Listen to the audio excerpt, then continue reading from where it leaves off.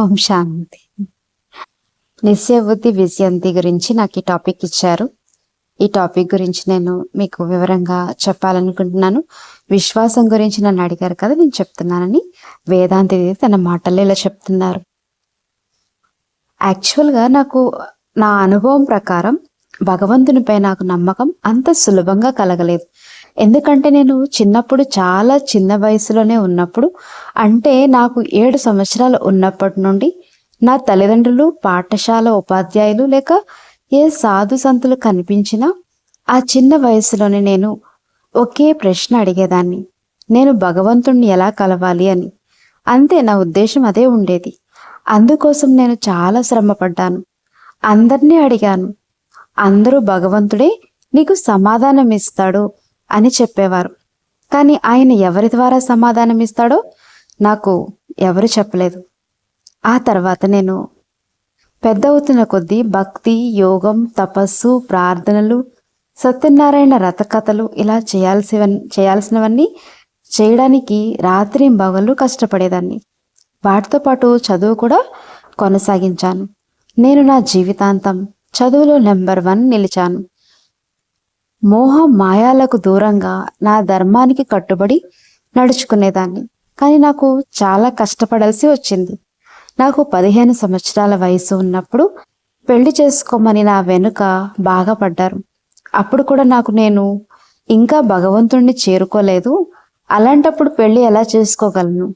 ముందు భగవంతుణ్ణి కలవాలి అని అనిపించింది. నేను భగవంతుడిపై కోప్పడేదాన్ని. నువ్వు నన్ను చూసి ఎందుకు భయపడుతున్నావు? నా ముందుకు ఎందుకు రావడం లేదు? మీరు ఎక్కడ ఉన్నావో నాకు చెప్పు అని అడిగేదాన్ని. అలా అన్వేషణ చేసి భగవంతుడు ఎక్కడున్నాడు, ఎలా లభిస్తాడు అని తెలుసుకోవడానికి నా BA, MA చదువుల్లో ఫిలాసఫీ, సైకాలజీ సబ్జెక్టులుగా తీసుకున్నాను. ఆ సబ్జెక్టులు తీసుకున్నాను. కానీ విచిత్రం ఏంటంటే నిన్ను వెతుకుతూ అలసిపోయాను. నువ్వు తోటల్లోనో అడవుల్లోనో ఉన్నావనుకున్నాను. కానీ నువ్వు వచ్చి నా ఇంటి ఆవరణలోనే నిలిచావు అన్నట్లుగా బ్రహ్మకుమారి సోదరిమణులు స్వయంగా మా ఇంటి ఆవరణలోకి వచ్చి మాకు ఆహ్వానం ఇచ్చారు. మేము వెళ్ళి వారి ద్వారా జ్ఞానం విన్నామంతే. నాకు ఇది చాలా బాగుంది అని నమ్మకం కుదిరింది. కానీ మౌంట్ ఆబు వెళ్ళి వ్యవస్థాపకుడిని, ఫౌండర్ను కలవాలని అనుకున్నాను. కొన్ని నెలల తర్వాత దాది జానకి గారు పూణేకి వచ్చినప్పుడు దాది నన్ను మౌంట్ ఆబుకు తీసుకువెళ్ళి బ్రహ్మబాబాతో కల్పించారు. నేను తత్వశాస్త్రం అంటే ఫిలాసఫీ చదివిన దాన్ని కాబట్టి ఒక పుస్తకంలో 100 ప్రశ్నలు రాసుకుని వెళ్ళాను. కానీ బాబా ముందు కూర్చున్నప్పుడు దాది జానకి గారు ఈమె భగవంతుణ్ణి వెతుకుతుంది అని చెప్పారు. అప్పుడు బాబా నా వైపు ఒక ప్రత్యేకమైన దృష్టి ఇచ్చారు. అక్కడ బాబా కానీ మరేది కానీ కనిపించలేదు. కేవలం కాంతి కాంతి కాంతి, అంతటా కాంతి మాత్రమే కనిపించింది. అదే సమయంలో బాబా, బచ్చే భగవంతుడు లభించాడా అని అడిగారు. అప్పుడు నా దగ్గర మాట్లాడడానికి మాటలు కూడా లేవు. నా ప్రశ్నల పుస్తకం పక్కన పడిపోయింది. నేను కేవలం తల ఊపుతూ లభించాడు అని చెప్పాను. నా జీవితంలో ఆ గడియ అత్యంత అద్భుతమైనది. 33 కోట్ల దేవతల పైన ఒక దివ్యమైన జ్యోతి ఉంది. ఆ జ్యోతియే నాకు లభించింది. నాకు స్వయం భగవంతుడే కనిపించాడు. చిన్నప్పటి నుండి నేను నమ్మకంతో చేసిన భక్తికి చివరికి ఫలితం దక్కింది. నాకు ఆ పరమాత్మ కాంతి లభించింది. అప్పుడే నేను ఒక దృఢ నిశ్చయానికి వచ్చాను. నా తల్లిదండ్రులు, అన్నయ్యలు, కుటుంబం నన్ను బ్రహ్మకుమారిలో ఉండనిచ్చినా లేకపోయినా నేను ఖచ్చితంగా బ్రహ్మకుమారిగానే మారుతానని మనసులో అనుకున్నాను. అయితే అప్పట్లో నాకు బ్రహ్మకుమారిలు వేసుకునే దుస్తులు పెద్దగా నచ్చేవి కావు. ఆ విషయం నేను ఎవరికి చెప్పలేదు. ఆ సమయంలో బ్రహ్మబాబా స్వయంగా 2 రోజుల్లో నా కోసం బట్టల సెట్ తయారు చేయించి ఇచ్చారు. నేను వాటిని బ్యాగ్లో పెట్టుకుని వెళ్ళిపోదాం అనుకున్నాను. కానీ బాబా నా దగ్గరికి వచ్చి, బచ్చి ఈ బట్టలు వేసుకునిరా, నువ్వు ఎలా కనిపిస్తావో చూడాలనుకుంటున్నాను అని అన్నారు. సరే, నేను వెళ్ళాలి కాబట్టి మీరు చూడండి అని ఆ బట్టలు వేసుకున్నాను. అలా బాబా నన్ను పూర్తిగా బ్రహ్మకుమారిగా మార్చేశారు. అయితే ఆ తర్వాత రోజు క్లాస్ జరుగుతుండగా బాబా నాకు వేదాంతి అని పేరు పెట్టారు. ఉంగరం తొడిగి షాల్వా కప్పారు. 21 సంవత్సరాల వయసులో పూర్తి నమ్మకం ఏర్పడిన ఆ క్షణం నుండి కేవలం 6 నెలల్లోనే నేను జ్ఞానంలోకి పూర్తిగా సరెండర్ అయిపోయాను. అక్కడ ఒక అక్కయ్య అడుగుతున్నారు వేదాంతి దీదిని, చాలా మంచిది దివ్య ఆత్మ, మీరు సంకల్పం చెయ్యగానే ఏం చేశారు? సంకల్పం చెయ్యగానే బాబా మీ సంకల్పాన్ని నెరవేర్చారు. భగవంతుడే దొరికే వరకు పెళ్లి చేసుకోకూడదని మీపై మీరు ఉంచుకున్న నమ్మకం అద్భుతం. అయితే భగవంతుడి గురించి మాట్లాడినప్పుడు మన ఆధ్యాత్మిక ప్రయాణంలో మరో ప్రశ్న వస్తుంది. బ్రహ్మబాబా సాకార శరీరాన్ని వదిలి వెళ్ళినప్పుడు యజ్ఞమంతా చాలా కలవరబడింది. మరి బాబా నిరాకార రూపంలో బ్రహ్మబాబా శరీరంలోకి వస్తారనే నిశ్చయం నమ్మకం మీకు ఎప్పుడు కలిగింది? మధుబను వచ్చిన తర్వాత లేక బాబా మాటలు విన్నప్పుడా అని అడిగారు. అప్పుడు వేదాంతి దీది అంటున్నారు, నేను మొదటిసారి బాబా గదిలో బాబాని కలిసిన ఆ మొదటి గడియలోనే నాకు ఒక అనుభూతి కలిగింది. మనకు కనిపించే ఈ వ్యక్తి వెనుక ఏదో ఒక గొప్ప దివ్యశక్తి ఉందనే నిశ్చయం నాకు ఏర్పడింది. నా మొదటి కలయికల్లోనే నాకు స్పష్టంగా అనుభవమైంది. ఈ కనిపిస్తున్న వ్యక్తి వెనుక ఏదో గొప్ప శక్తి ఉందని నిశ్చయం కలిగింది. నిరాకార శివ పరమాత్మ బ్రహ్మబాబా శరీరంలోకి వచ్చి మాట్లాడుతున్నారని నాకు అప్పుడే పక్కా నిశ్చయం ఏర్పడింది. కొన్నిసార్లు బ్రహ్మబాబా స్వయంగా మాట్లాడేవారు, మరికొన్నిసార్లు శివబాబా వచ్చి మాట్లాడేవారు. ఆ తేడాను, ఆ దివ్య శక్తిని నేను స్పష్టంగా అనుభూతిని చెందేదాన్ని. మొదట్లో నేను అక్కడ ఉన్న 2 రోజుల్లోనే సుమారు 20 సార్లు బాబాని వేరువేరు సందర్భాల్లో కలిసే అవకాశం దక్కింది. తింటున్నప్పుడు, నడుస్తున్నప్పుడు, బాబా గిఫ్ట్లు ఇస్తున్నప్పుడు, ఫోటోలు దిగుతున్నప్పుడు, క్లాసుల సమయంలో బాబా నన్ను నిలబెట్టినప్పుడు, ఇలా ప్రతిసారి ఆ శక్తిని అనుభవించాను. ఆ రోజు నుండి ఇప్పటి వరకు నాకు ఎప్పుడు ఏ సందేహం లేదు. శివుడే బ్రహ్మబాబాలో వస్తాడనే నిశ్చయం నాలో బలంగా ఉంది. ప్రపంచంలో ఎవరు కూడా నా నిశ్చయాన్ని మార్చలేరు, నన్ను కదిలించలేరు.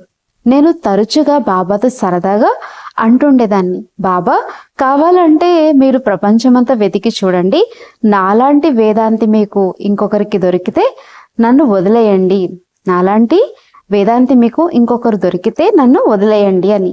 కానీ ప్రపంచంలో మీకు నాలాంటి వేదాంతి ఇంకెవరు దొరకరని నాకు తెలుసు. నేను మిమ్మల్ని ఎప్పటికీ వదలను అని బాబాతో చెప్పేదాన్ని. అయితే అక్కడ మళ్ళీ అక్కయ్య అడుగుతున్నారు, చాలా మంచిది దీది, మీరు అప్పట్లో ఎంత నషతో ఉన్నారో ఇప్పుడు కూడా అంతకంటే ఎక్కువ నషతో ఉన్నారు. ప్రపంచమంతా వెతికినా నాలాంటి వేదాంతి దొరకదని బాబాతో ధైర్యంగా చెప్పడం చాలా గొప్ప విషయము. ఆ తర్వాత బాబా దాది గుల్జార్ గారి శరీరం ద్వారా రావడం ప్రారంభించినప్పుడు మీలో ఏమైనా సందేహాలు లేక ప్రశ్నలు వచ్చాయా, లేక దాన్ని కూడా అలానే స్వీకరించారా? అప్పుడు మళ్ళీ వేదాంతి దీది అంటున్నారు, బ్రహ్మబాబా శరీరం వదిలినప్పటికీ ఆ సంఘటన చాలా ఆసక్తికరమైనది. నేను నా అక్కయ్య అహ్మదాబాద్లోని జ్ఞానంబర్ సెంటర్లో ఉండేవాళ్ళం. రాత్రి దాదాపు 10:30 లేక 11 గంటల సమయంలో, అప్పట్లో సెంటర్లో ఫోన్ సదుపాయం కూడా లేదు, ఒక సోదరుడు వచ్చి సెంటర్ తలుపు తట్టి బాబా శరీరాన్ని వదిలేశారు, నేను త్వరగా అమర్నాథ్ గారికి మరియు నా తల్లిదండ్రులకు ఈ విషయం తెలియజేయడానికి ఏర్పాట్లు చేస్తున్నాను అని చెప్పి వెళ్ళిపోయాడు. ఆయన ఆ వార్త చెప్పి వెళ్ళినప్పటి నుండి మేమిద్దరం రాత్రంతా నిద్రపోలేదు. ఎవరికి ఏం చెప్పాలో, ఎలా సలహా ఇవ్వాలో కూడా అర్థం కాలేదు. ఉదయం 3 గంటలకు వడోదర నుండి అందరూ త్వరగా తయారై వచ్చారు. క్లాస్కి వచ్చిన వారందరికీ కేవలం యోగం చేయమని చెప్పాలి తప్ప మురళి చదవద్దని చెప్పారు. మేమిద్దరం రాత్రంతా నిశ్చలంగానే కూర్చున్నాం. కానీ పరీక్ష వచ్చింది. బాబా మనల్ని కూడా తనతో తీసుకువెళ్తానని చెప్పారు కదా, మరి తనొక్కడే వెళ్ళిపోతే మన పరిస్థితి ఏంటి అనే ఆలోచన వచ్చింది. అయినప్పటికీ మేమిద్దరం చాలా నిశ్చయంతో కూర్చున్నాం. మౌంట్ అబు వెళ్లే దారిలోనే అహ్మదాబాద్ ఉంది కాబట్టి రాబోయే 2 రోజుల్లో సెంటర్ గుండా చాలామంది వెళ్తారని, మనం ధైర్యంగా నిలబడాలని అనుకున్నాం. జనాలు సెంటర్లకి వచ్చి వెంటనే రైళ్ళు, కార్లలో ఆబుక్కు వెళ్ళిపోతున్నారు. ఫోన్ లాంటి సదుపాయాలు లేకపోవడంతో నా సోదరి ఇంట్లో ఒంటరిగా ఉండిపోయింది.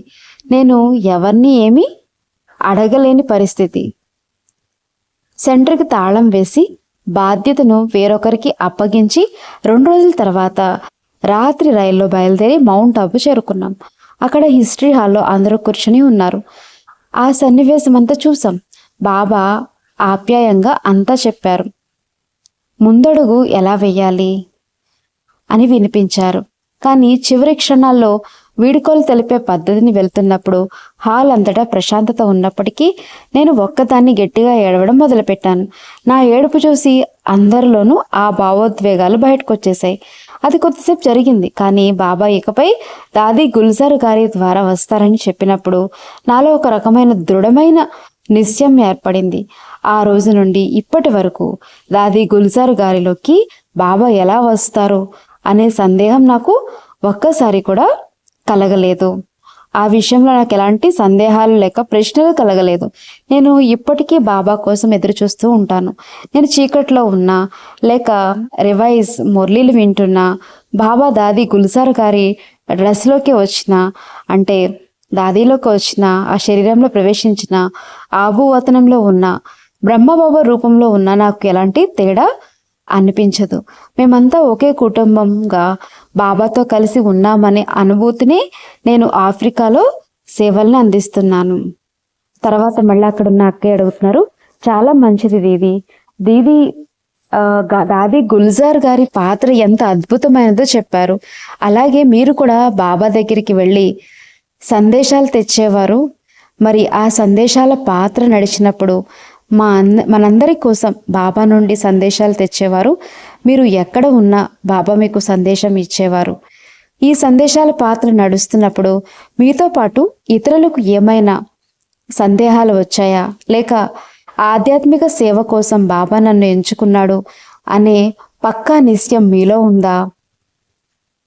అప్పుడు అంటున్నారు వేదాంతి దీది, నిజానికి నాకు ఆత్మ పరకాయ ప్రవేశం లేక ధ్యాన అవస్థలో పెద్దగా ఆసక్తి ఉండేది కాదు. కానీ ఏమైందంటే నేను మరియు నా సోదరి చంద్రిక చిన్నప్పటి నుండి ప్రతిదీ కలిసి మాట్లాడుకునే వాళ్ళం. జ్ఞానంలో కూడా అలాగే వచ్చాం. నేను సమర్పణ అయ్యాను, తను కూడా అయిపోయింది. తను ఇంకా పూర్తిగా సమర్పణ కాకముందే మేమిద్దరం మధుబన్ వెళ్ళినప్పుడు బ్రహ్మ బాబా తనను స్టేజ్ మీద కూర్చోపెట్టి ధ్యానవస్థలోకి, ట్రాన్స్లోకి పంపి సందేశం తెప్పించారు. అది చూసి నాకు కొద్దిగా అసూయ వేసింది. చిన్నప్పటి నుండి మా తల్లిదండ్రులు మా ఇద్దరికి ప్రతిదీ సమానంగా ఇచ్చేవారు. మరి బ్రహ్మబాబా మాత్రం తనకే ఆ అనుభూతిని ఇచ్చారు. మరి నాకు ఎప్పుడు ఇస్తారు అనుకున్నాను. దాంతో నేను చంద్రికాని అడిగాను, నువ్వు బాబాని అడుగు, నీకు మాత్రమే బాబా ఎక్కువ ప్రేమ, నేను తక్కువ ప్రేమ నాకు ఇస్తారా అని. తను బాబాని అడిగినప్పుడు బాబా ఒక త్రాసు చూపించి ఆ త్రాసులో మేమిద్దరం ఒకే స్థాయిలో సమంగా ఉన్నట్టు చూపించారు. బాబా చూపించిన ఆ త్రాసును చూశాను. సరే, బాబా దృష్టిలో మేమిద్దరం ఒకే స్థాయిలో ఉన్నాం. ఎవరికి అవసరమో వారికి ఆ అనుభూతి లభిస్తుంది అని సరిపెట్టుకున్నాం. అప్పట్లో నేను ఇంట్లోనే ఉంటూ స్కూల్ కాలేజీలో చదువుకుంటుండేదాన్ని. ఆ తర్వాత నా ఆధ్యాత్మిక ప్రయాణంలో మార్పు వచ్చి నేను ముంబైలోని నల్లా సోపారా వద్ద ఉన్న సెంటర్కి వెళ్ళాను. అక్కడికి వెళ్ళినప్పుడు ఒక సోదరి నాతో, నువ్వు నా ఎదురుగా కూర్చో, దృష్టి ద్వారా ట్రాన్స్లోకి వెళ్ళే ప్రయత్నం చెయ్యని చెప్పారు. మొదటి గురువారం నేను కూర్చున్నాను, కానీ ఏమీ జరగలేదు. 2వ గురువారం కూడా అలాగే కూర్చున్నాను, మళ్ళీ ఏమీ జరగలేదు. నాకు చాలా ఏడుపు వచ్చేసింది. ఎందుకు నన్ను ఇలా ఇబ్బంది పెడుతున్నావు అని అనుకున్నాను. కానీ 3వ గురువారం ఆమె దృష్టి ఇస్తున్నప్పుడు నేను ధ్యాన అవస్థలోకి వెళ్ళిపోయాను. ఆ విధంగా నేను ధ్యానావస్థలోకి వెళ్ళాను. అక్కడ చాలా ఆటపాటలతో సరదాగా సాగింది. ఆ సమయంలో బాబా నాకు ఒక అద్భుతమైనటువంటి మషాల్, అంటే ఆధ్యాత్మిక వెలుగును, దీవిటి ఇచ్చారు. అప్పట్లో నేను ఆఫ్రికా లేక విదేశాలకు వెళ్తానని అసలు ఊహించలేదు. కానీ బాబా ఆ యొక్క ఆధ్యాత్మిక వెలుగుని నా చేతికి ఇస్తూ వచ్చి ఈ వెలుగుని పట్టుకుని ప్రపంచమంతటా బాబా సందేశాన్ని వ్యాపింప చెయ్యాలని చెప్పారు. ఆ అనుభూతి ముగిసి నేను మామూలు స్థితికి తిరిగి వచ్చేసరికి నాలో మాట్లాడే శక్తి ఆటోమేటిక్గా పోయింది. నేను చాలా భయపడిపోయాను. అసలు నేను ఎక్కడికి వెళ్ళాను, నాకేమైంది అని. అక్కడి వాళ్ళు నన్ను తీసుకుని వెళ్ళి పడుకోబెట్టారు. నేను 4 గంటల పాటు అలానే నిద్రపోయాను. 4 గంటల తర్వాత లేచాక వారు నన్ను నువ్వు ధ్యానావస్థలో ఏం చూసావో చెప్పు అని అడిగితే ఆ వివరాలన్నీ వినిపించాను. ఆ తర్వాత ముంబైలోని అన్ని సెంటర్ల నుండి నాకు ఫోన్లు వచ్చి శుభాకాంక్షలు చెప్పడం ప్రారంభించారు. అప్పుడు నాలో కొద్దిగా ధైర్యం వచ్చి మెల్లమెల్లగా ఆ పాత్ర నాకు ప్రారంభమైంది. నిజానికి ఆ సందేశీ పాత్ర ప్రారంభం కావడానికి ఒక ముఖ్యమైన కారణం ఉంది. కొద్ది కాలంలోనే ఆఫ్రికాలో నా ఆధ్యాత్మిక సేవలకు సంబంధించిన పాత్ర రాబోతుంది. ఆఫ్రికాలో హఠాత్తుగా నా అవసరం పడుతుందని భావించి బాబా నాకు ఆ అనుభూతిని ప్రసాదించి ఉంటారు. విదేశాల్లో సేవలు ప్రారంభించడానికి ముఖ్యంగా లండన్ మరియు ఆఫ్రికాలోని లుసాకాలో మొదటిసారిగా కేంద్రాలు తెరవడానికి బయలుదేరినటువంటి 4 సభ్యుల బృందంలో రమేష్ భాయ్, లతా బెహన్, ఉషా బెహన్ మరియు నేను కూడా ఉన్నాను. అయితే మళ్ళీ అడుగుతున్నారు అక్కడ నాకే. అవును దీది, ఆ సమయంలో ధ్యానావస్థ పాత్ర చాలా అవసరమైంది. బాబా మిమ్మల్ని ఆఫ్రికాకు పంపాలనుకున్నారు కాబట్టి ఆ పాత్ర లభించింది. మరి ఈ సందేశీ పాత్ర లభించడం ద్వారా బాబాపై మీ నిశ్చయం మరియు విజయ భావన ఇంకా పెరిగిందా అని అడిగారు. దీది అంటున్నారు, నిజానికి ఆ పాత్ర రాకముందు కూడా నాకు సేవల్లో చాలా మంచి విజయాలు మరియు అద్భుతమైన అనుభూతులు లభించేవి. మళ్ళీ వేదాంతి ఇది అంటున్నారు, పాత్ర రావడానికి ముందే వచ్చిన తర్వాత నాకు పెద్ద తేడా ఏమీ అనిపించలేదు. నేను ఒక విషయం చెప్పాలనుకుంటున్నాను. నేను ధ్యానావస్థలు అంటే ట్రాన్స్లోకి కేవలం మధుబన్లో స్టేజ్పై కూర్చునేటప్పుడు లేక యజ్ఞం నుండి ప్రత్యేకంగా సందేశం తీసుకురావాలని చెప్పినప్పుడు మాత్రమే వెళ్తాను. అంతేకాని నేను ప్రతి గురువారం నియమంగా జ్ఞాన అవస్థలోకి వెళ్ళేదాన్ని కాదు.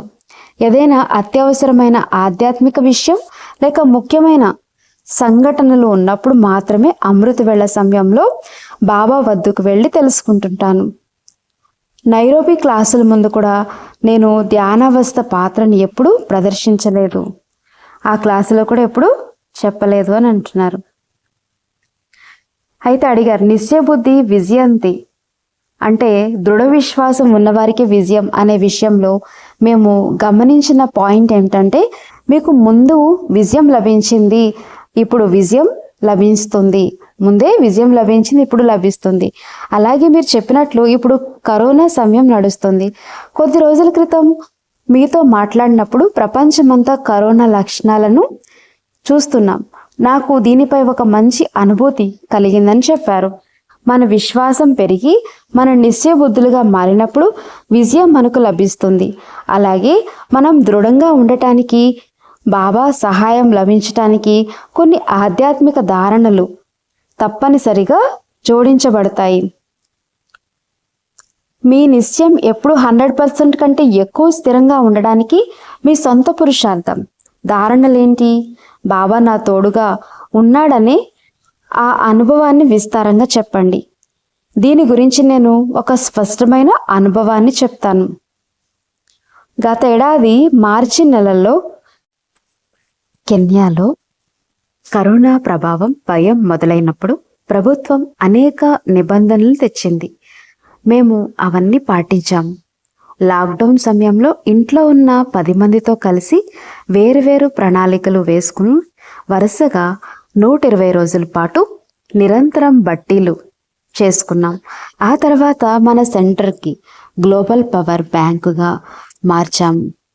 అక్కడ ప్రపంచవ్యాప్తంగా ఉన్న 1000 మంది ప్రతినిధులు మాతో యోగా సాధనలో భాగమయ్యారు. గత సంవత్సరం మార్చి నెలలో ఇదంతా కూడా అప్పుడు జరిగింది అన్నమాట. ఇలా చేస్తుండగానే నేను ఇండియాకు వచ్చాను.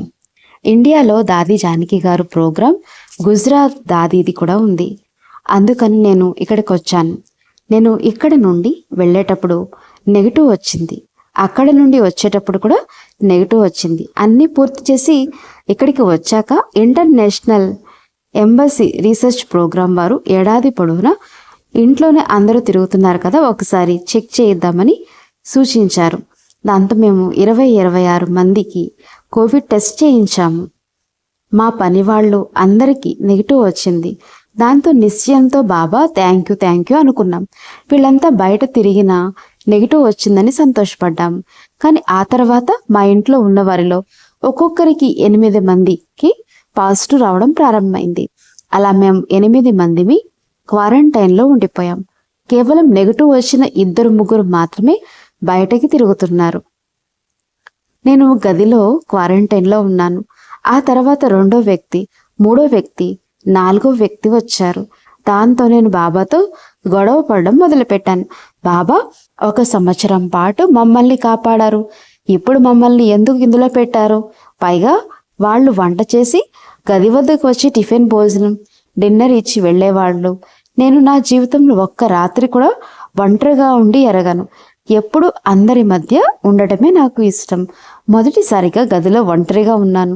జీవితంలో ఎప్పుడు తలుపు వేసుకోలేదు. తలుపులు మూసుకుని లోపల కూర్చోవాల్సి వచ్చింది. లోపల నుండి నేను బాబాతో గొడవ పడేదాన్ని. ఏంటి బాబా ఇది ఏంటి అని ఎవరో ఫోన్లో అడిగారు.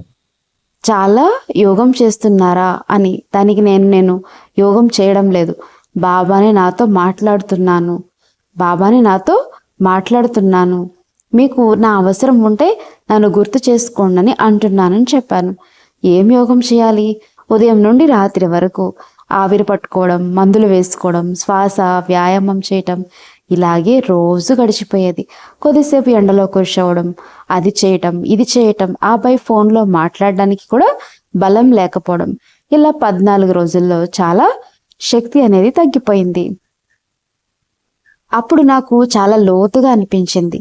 బాబా మీకు నా అవసరం ఉంది కదా, మన 8 మందికి మీరు ఏం చేశారు అని బాబాని అడిగాను. అప్పుడు ట్రాన్స్లో బాబాని అడగగా బాబా చెప్పారు, బచ్చి నువ్వు ఆఫ్రికా రంగానికి హెడ్గా కూర్చున్నావు. 1 సంవత్సరం పాటు అందరినీ కాపాడేందుకు ధన్యవాదాలు చెప్పు.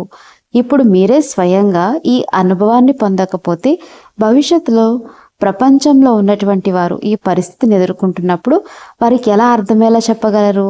ప్రపంచంలోని దుఃఖం, బాధలు, ఇబ్బందులు వీటన్నిటిని మీరు స్వయంగా అనుభవించినప్పుడే ఇలాంటి సమయంలో కూడా నిశ్చయబుద్ధితో ఎలా ముందుకు సాగాలి అని మీరు గట్టిగా చెప్పగలుగుతున్నారు. మరి మేమందరం బాబాని జ్ఞాపకం చేశాం. హాస్పిటల్కి వెళ్ళకూడదు, ఒక్కరు కూడా ఆసుపత్రి పాలవ్వకూడదు అని. నేను మీకు ఏం చెప్పను, మనందరం ఇంట్లోనే ఉంటూ వైద్యుల సలహాలు, రక్త పరీక్షలు మరియు సాధారణ చికిత్సల్లోనే నయమయ్యేలాగా మేము చూసుకున్నాం. ఒక్కరు కూడా కోవిడ్ ఆసుపత్రికి వెళ్ళవలసిన అవసరం రాలేదు. మనకున్న 100% విశ్వాసం, నిశ్చయం ఇప్పుడు 200% అయిపోయింది. మేమందరం వారం రోజుల్లోనే బయటికి వచ్చేసాం. అందరూ నార్మల్గా ఉన్నారు, అంత బాగుంది. కానీ సెంటర్కి ఇంకా కొద్ది రోజులు. కొత్త విద్యార్థులను రావద్దని చెప్పాం. ఏప్రిల్ నెల తర్వాతే ఆలోచిస్తాం. కాబట్టి మా నిశ్చయం రెట్టింపు అయింది. మేము కరోనాకు థ్యాంక్ యూ చెప్తున్నాం. ఎందుకంటే కరోనా వల్ల మేమందరం భగవంతుడిని ఇంకా జ్ఞాపకం చేశాం, ఇంకా దగ్గర ఉండే శక్తివంతమైన అనుభవాన్ని పొందాం. చాలా బాగుంది ఇది. మీరు చెప్పినట్లుగా ఈ కరోనా సమయంలో మన నిశ్చయానికి పరీక్షలు జరుగుతున్నాయి. అంటే భగవంతుడు మనకి ఒక పరీక్ష పెట్టాడు. తద్వారా మనం అనుభవజ్ఞులమై ప్రపంచంలోని ఆత్మలకు మార్గదర్శనం చేయగలం. అయితే నేను అడగాలనుకున్నది ఏమిటంటే, మీ నిశ్చయం ఇలా ఎప్పుడు సంశయం రాకుండా ఉండడానికి మీలో ఉన్న పురుషార్థం, ధారణ ఏమిటి అని నేను అడగాలనుకుంటున్నానని అన్నారు. అయితే నాకు ఒక విషయంపై చాలా పక్కాగా నిశ్చయం ఉంది అని వేదాంతి ఇది చెప్తున్నారు. ఈ డ్రామా అంతా చాలా ఖచ్చితంగా యాక్యురేట్గా నడుస్తుంది. కాబట్టి ఇది ఏదో ఒక అకస్మాత్తుగా వచ్చి పడింది కాదు. ఇదేమీ సమస్య కాదు, కష్టం కాదు, లేక జబ్బు కాదు. డ్రామాలోని ఈ సన్నివేశాన్ని క్రితం కల్పంలో నైరోబీ సెంటర్లో మేమందరం ఎలాగైతే దాటామో ఇప్పుడు కూడా అలాగే దాటుతున్నాం. కాబట్టి నాకు డ్రామాపై పూర్తి నిశ్చయం ఉంది అని చెప్తున్నారు. అయితే మళ్ళీ అడుగుతున్నారు అక్కడున్న అక్కయ్య, డ్రామాపై నిశ్చయం ఉండడం చాలా ముఖ్యం దీది. మీ సేవా రంగానికి సంబంధించినంత వరకు మీరు ఆఫ్రికాకు వెళ్ళిన ప్రారంభం రోజుల్లో అనేక సవాళ్లు వచ్చి ఉంటాయి. ఆ సమయంలో సేవా రంగంలో కూడా బాబా మీతో ఉన్నారని ఎలా భావించారు? మీ సేవా ప్రయాణంలో ఎదురైన అనుభవాల గురించి కొంచెం చెప్పగలరు కదా అని అడిగారు. అప్పుడు ఏమన్నారంటే, వేదాంతిది, నాకు చాలా అనుభవాలు ఉన్నాయి, కానీ ఒక సంఘటన చెప్తాను. ఒకరోజు నైరోబీ సెంటర్లో నేను మధ్యాహ్నం భోజనం చేస్తున్నాను. అప్పుడు రిసెప్షన్ నుండి ఒక ఫోన్ వచ్చింది.